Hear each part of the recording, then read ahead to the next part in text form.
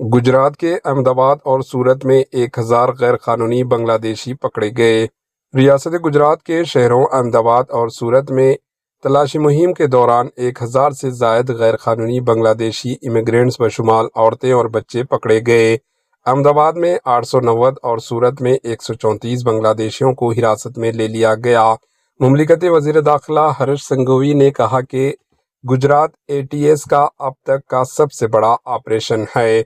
बांग्लादेशियों को इनके मुल्क वापस भेजने की कोशिशें जारी है।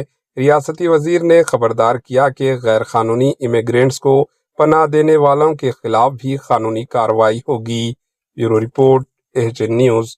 आज अर्ली मॉर्निंग 3 बजे के आसपास साइमल्टेनियसली अहमदाबाद शहर और सूरत शहर में इस सर्च ऑपरेशन को अंजाम दिया गया। इस सर्च ऑपरेशन में अहमदाबाद शहर में करीब 890 और सूरत शहर में करीब 135 गैर कायदेसर बांग्लादेशी नागरिकों को डिटेन किया गया है।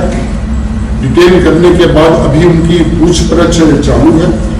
इस पूछपरछ में उनके बांग्लादेशी होने की आइडेंटिटी को इस्टेब्लिश करने के लिए अलग अलग प्रकार के हमने जो डॉक्यूमेंट्री एविडेंस और अलग अलग प्रकार के जो एविडेंस कलेक्ट करने होते हैं वो प्रक्रिया अभी चल रही है।